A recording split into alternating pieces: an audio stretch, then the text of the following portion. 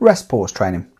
In this video, I'm going to quickly run you through what it is, why you might use it, and how to do it properly, because like any training method, it only works if you use it in the right way and at the right time.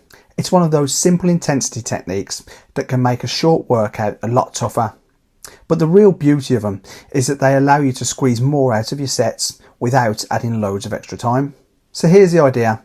You take a set 2 or very close to failure, and then instead of stopping there and calling it a day, you take just a short break of around 15 to 20 seconds. Once you've caught your breath a bit and got some life back into your muscles, you go again with the same weight doing exactly the same thing and get as many more good quality reps as you can.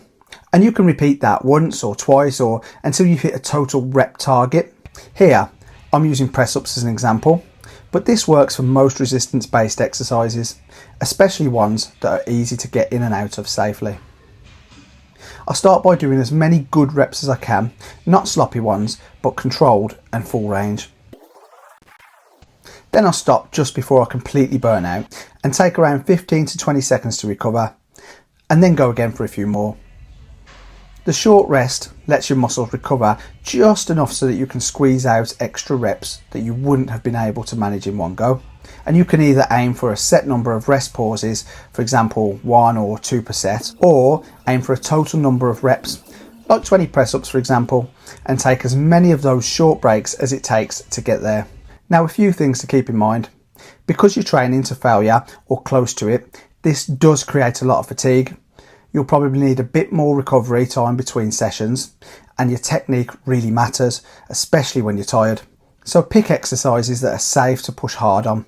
Machines, bodyweight movements like these press ups, or even something like a belt squat, because you won't have to worry about things potentially getting messy if you fail a lift with a whopping great big barbell on your back or above your head. The main benefit here is how time efficient it is, meaning you can get bang for your buck by ramping up training stress and muscle recruitment without adding loads of extra sets or time in the gym. It's simple, effective, and sometimes a bit brutal, so a little bit goes a long way. But that's the rest pause training method, a quick, clever way to make one set feel like 3 and get more out of your workouts when time's tight. It's not something you'd want to do on every exercise or in every session for that matter, but used occasionally, it's an excellent way to squeeze more progress out of a limited time, and hopefully that gives you a few ideas to try with your own training.